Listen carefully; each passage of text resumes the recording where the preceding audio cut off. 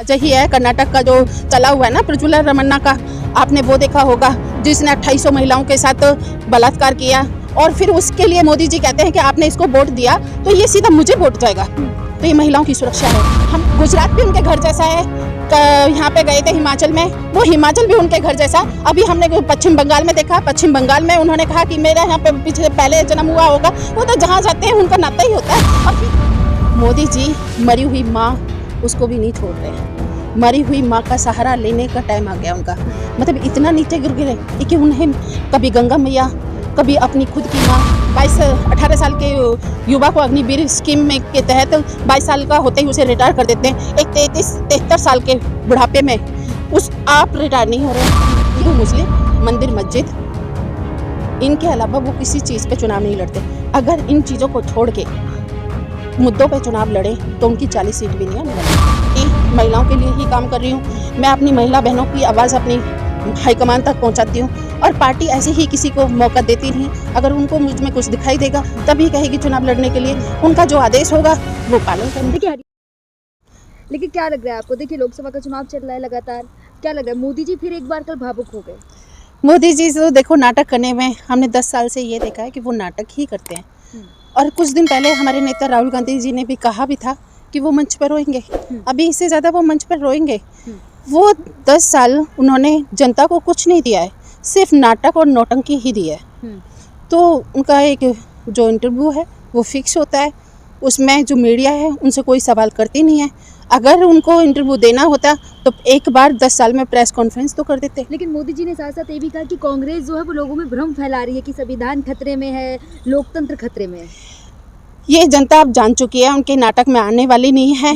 कांग्रेस कोई भ्रम नहीं फैला, जो जुमलेबाजी करते हैं वो मोदी जी या भाजपा सरकार ही करती है, भाजपा नेता करते हैं।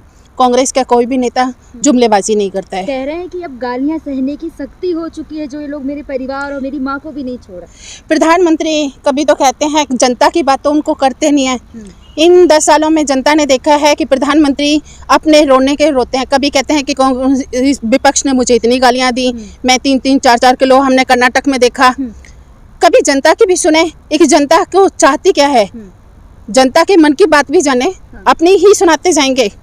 कह रहे हैं माँ गंगा ने मुझे गोद ले रखा है, तभी तो 10 साल में माँ गंगा को उन्होंने निर्मल कर दिया। जिस वादे से आए थे ना कि गंगा को निर्मल करूंगा, गंगा का शुद्धिकरण करूंगा, आज 10 साल हो गए हैं उनको। तीसरी बार चुनाव लड़ने जा रहे हैं, पर माँ गंगा जिसको माँ कह रहे हैं उसको निर्मल नहीं किया उन्होंने। बड़े भावुक होकर कहा है कि मैं हमेशा जब भी नामांकन भरने जाता था तो अपनी माँ के चरण स्पर्श करके जाता था, लेकिन ये पहली बार है कि माँ के चरण स्पर्श नहीं किए। मोदी जी मरी हुई माँ उसको भी नहीं छोड़ रहे हैं। मरी हुई माँ का सहारा लेने का टाइम आ गया उनका। मतलब इतना नीचे गिर गिरे कि उन्हें कभी गंगा मैया, कभी अपनी खुद की माँ, उसका सहारा लेने का। अरे आप मुद्दों पे लड़ो ना, मुद्दों पे तो लड़ने की उनकी ताकत नहीं है। अगर मुद्दों से भटक रहे हैं तो ये उनकी हार और बौखलाहट का दिख रही है साफ कि वो कितने हार चुके हैं, कितने थक चुके हैं, वो हार से बौखलाए हुए हैं। लेकिन कह रहे हैं अगर हमारी सरकार आ गई 24 में तो महिलाओं को लाखों लाख रुपए दिए जाएंगे। हाँ, जैसे उन्होंने 2 करोड़ रोजगार दिए थे। हाँ। महिलाओं के सम्मान की बात कही थी, महिलाओं की सुरक्षा की बात कही थी। और अभी बहुत ज़्यादा टाइम नहीं हुआ, राजस्थान में 450 का सिलेंडर दिया था। राजस्थान में अभी 450 का सिलेंडर, ये तो ताज़ा बात है। और अभी मध्य प्रदेश जो विधानसभा का चुनाव था, वहाँ पे जो लखपति बहना बनाने की बात जो शिवराज सिंह चौहान ने कही थी, उनको तक हटा दिया। तो ये तो जुमलेबाजी करते हैं, ये सिर्फ कुछ उद्योगपतियों के लिए काम करते हैं। जनता अब जान चुकी है, जागरूक हो चुकी है, जनता उनके झांसे में नहीं आने वाली। हमारे राज्य में महिलाएं सबसे ज़्यादा सुरक्षित हैं। हाँ, अभी ताजा ही है कर्नाटक का जो चला हुआ है ना प्रज्वला रमन्ना का, आपने वो देखा होगा, जिसने 2800 महिलाओं के साथ बलात्कार किया और फिर उसके लिए मोदी जी कहते हैं कि आपने इसको वोट दिया तो ये सीधा मुझे वोट जाएगा।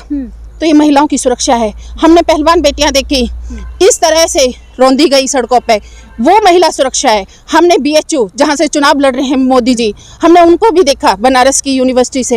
ये 3 भाजपा के नेता उस महिला के साथ बलात्कार करते हैं और फिर चुनाव में जाते हैं। ये उनका जो भी बलात्कार करता है, जो भी भाजपा का नेता होता है, आरोपी होते हैं, मोदी जी उसको बचाने का काम करते हैं। यही तो महिला सुरक्षा है जी। जितने भी आरोपी होंगे उनको हम बचाएंगे और महिला जाए। महिला की कोई सुरक्षा नहीं है। ये करनी और कथनी में अंतर है उनकी में। लेकिन देखिए लगातार मोदी जी कहते हैं कि बनारस मेरे घर जैसा है।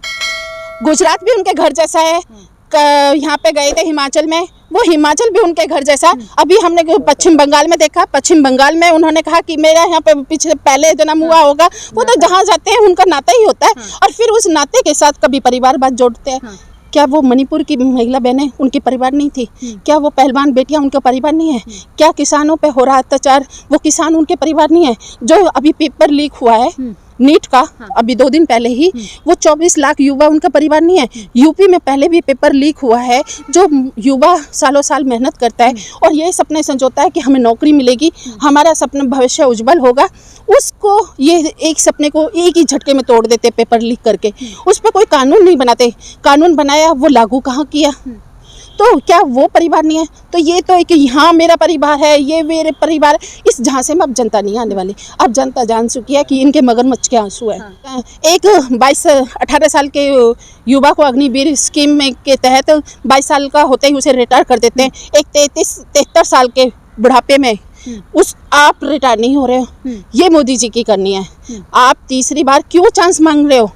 22 साल के को तो आप चांस नहीं दे रहे हो, और 73 साल के हो के आप चांस मांग रहे हो जनता से। लेकिन मोदी जी तो ये कहने कि अगर ये सरकार में आ गए तो आपके मंगलसूत्र जेवर सारे बिकवा देंगे और जो ज्यादा बच्चे पैदा करते हैं उनको दे देंगे। मोदी जी हिंदू और मुस्लिम सिवा इन 2 चीज़ों के, हिंदू मुस्लिम मंदिर मस्जिद, इनके अलावा वो किसी चीज़ पे चुनाव नहीं लड़ते।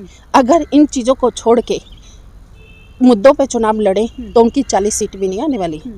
मोदी जी बहुत बुरी तरह मुंह की खाएंगे। मुद्दों पे चुनाव लड़ें, अपनी मतलब हिम्मत दिखाएं। जो ये कहते हैं ना 56 इंच का सीना है मेरा, वो 56 इंच का सीना पता नहीं कहाँ है। हमने 10 सालों में देखा है ना तो उन्होंने प्रेस कॉन्फ्रेंस किया है। इतने डरे हुए हैं कि वो मुद्दों से भटकाने की कोशिश कर रहे हैं। मोदी जी डरे हुए, लेकिन वो तो कह रहे हैं कि राहुल गांधी डर गए हैं अमेठी से। राहुल गांधी जी कभी नहीं डरे। अमेठी से राहुल गांधी जी कभी डरते नहीं हैं। उन्होंने जनता को भी यही दिया है। अभी 10 उनके पास मीडिया भी है, ईडी सीबीआई भी है, सब कुछ है, सारी संस्थाएं उन्होंने खरीद रखी है। उन्होंने जनता के पास ना रेल छोड़ा, ना भेल छोड़ा, ना IIT एम्स बनवाए, कुछ भी नहीं छोड़ा। उन्होंने सारी संस्थाएं खरीदी हुई हैं, और फिर भी ये कहते हैं कि राहुल जी डरे हुए हैं। आप सारे विपक्ष को चुनाव के आने से पहले आप जेल में डाल देते हो, हमारा खाता आप सील कर देते हो कांग्रेस का। तो आप डरे कि चुनाव के समय ही आप विपक्ष को एक आज़ादी के साथ लड़ने दो ना, आप मुद्दों पे लड़ने दो जनता को। और सोचो इतने लोकप्रिय हैं तो जनता अपने हिसाब से वोट देगी ना उनको। जनता को आप वोट खुल के देने दो, मुद्दों पे लड़ो। क्या अगर कांग्रेस आपको टिकट देती तो आप चुनाव लड़ेंगे?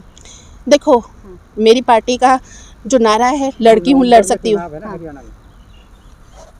मेरी पार्टी का नारा है लड़की हूँ लड़ सकती हूँ। मेरी नेता प्रियंका गांधी जी। तो मैं एक महिला हूँ, मेरी पार्टी महिलाओं के लिए ही काम कर रही हूँ। मैं अपनी महिला बहनों की आवाज़ अपनी हाईकमान तक पहुँचाती हूँ, और पार्टी ऐसे ही किसी को मौका देती नहीं है। अगर उनको मुझ में कुछ दिखाई देगा तभी कहेगी चुनाव लड़ने के लिए। उनका जो आदेश होगा वो पालन करना। देखिए हरियाणा में नवंबर में चुनाव है, और वहाँ अभी मुख्यमंत्री भी आपको पता है खट्टर से हटा के चेंज कर दिए गए, तो क्या इस बात का कोई फर्क पड़ेगा? हाँ, खट्टर को हटा के जो उन्होंने किया है जनता समझ चुकी है कि हम पे 9 साल एक ऐसा मुख्यमंत्री थोपा गया जो किसी काम का नहीं था, जिसने जनता के लिए कोई काम नहीं किया, तभी तो उसे हटाया गया। अगर उसको नहीं हटाते तो जो अब उनके थोड़ी बहुत सीटें भी कुछ भी आने वाली हैं वोट है वो भी नहीं आती। अगर कोई ऐसा तो है नहीं कि किसी ने उनका बहुमत नहीं था। क्यों आपने 9 साल हम जनता के, हरियाणा की जनता के ऊपर एक नकारा मुख्यमंत्री को थोप के रखा? ये बताए ना मोदी जी, आपने क्यों हटाया? इसीलिए हार के डर से ही तो हटाया ना। चलिए लास्ट में पूछूंगी, आप जनता से क्या कहना चाहेंगे? मैं जनता से यही कहना चाहूँगी, वो रोजगार के मुद्दे पे चुनाव वोट करें, वो महंगाई के मुद्दे पे वोट करें, वो बेरोजगारी के मुद्दे पे वोट करें। वो मोदी जी ने कहा था कि आपको किसानों को कि हम MSP प्रदान देंगे, तो किसान अपनी MSP के दाम पे वोट करें। क्योंकि उनको MSP मिली, मोदी जी ने दी नहीं दी ना, तो इन बातों का ध्यान करें। वादा किया देने की, कांग्रेस ने वादा किया, तो कांग्रेस को ही वोट देंगे ना। तभी तो हमने नारा भी लगाया कि हाथ बदलेगा हालात। एक हाथ को, अभी हमारे हरियाणा में 25 मई को चुनाव है, तो हाँ यही है कि 25 मई को हाथ का बटन दबाएं, हाथ ही आपका हालात बदलेगी। आपकी जो रोजगार, आपको 30 लाख रोजगार देगा हाथ, आप महिलाओं को सुरक्षा देगा, महिलाओं को 1 लाख रुपया सालाना देगा, वो है ना कि महीने के हर गरीब महिला को 1 लाख रुपए और महीने के 8,500 रुपए खटाखट उसके जब बैंक अकाउंट में आएंगे घर बैठे, उसे लाइन में 5 किलो के लिए राशन लाइन में नहीं लगना पड़ेगा। भाजपा का ही तो नीति है ये। हरियाणा ही नहीं, हरियाणा जहां रोजगार देने में हुड्डा की सरकार में सबसे नंबर 1 था, पहलवानों में सबसे नंबर 1 था, आज उसको 10 साल में इतना है कि वो बेरोजगारी में नंबर 1 है, वो सुरक्षा में सबसे नंबर 1 है, वो भ्रष्टाचार में नंबर 1 है। ये मोदी सरकार ने दिया है, ये डबल इंजन की सरकार ने दिया है। तो जनता इसीलिए उनको उखाड़ फेंकने का काम करेगी। एक ये 2024 का चुनाव ना लोकतंत्र बचाने का चुनाव है। जो मोदी जी ये कह रहे हैं कि लोकतंत्र को ख़त्म कर देंगे, भाजपा के नेता जगह जगह कह रहे हैं कि हमें 400 वो सीट दो, हम 400 पार का हाँ संविधान बदल देंगे। तो अब जनता को जान चुका है कि आरक्षण को ख़त्म करेंगे। ये ST SC और OBC उनके आरक्षण को ख़त्म करने वाले हैं। ये बाबा साहब अम्बेडकर के संविधान को बदलने वाले हैं। तो आप जनता इनको जान के पहचान के अब वोट करने वाली नहीं है। तभी तो मोदी जी कभी राम मंदिर का सहारा लेते हैं। आप जनता को पता है मंदिर हमारे घर में भी है, मंदिर पहले भी था, मंदिर हमारे डॉक्टर मनमोहन सिंह ने अक्षरधाम को बनाया था, कहीं पे मंदिर का गुणगान नहीं किया था। वैष्णो देवी मंदिर भी था और भी पहले भी मंदिर थे। मंदिर से नहीं, आप काम पे वोट मांगिए। सरकार का काम होता है रोजगार देना, सरकार का काम होता है महंगाई कम करना, सरकार का काम होता है सुरक्षा देना। मंदिर का काम नहीं होता, मंदिर जनता का काम होता है। मंदिर भी बनवाओ, आप हॉस्पिटल भी बनवाओ, आप स्कूल भी बनवाओ, आप इन कामों को करो ना जो सरकार के काम है। आप युवाओं को रोजगार दो, पेपर लीक से मुक्ति दो, किसानों को उनके फसल का सही दाम दो।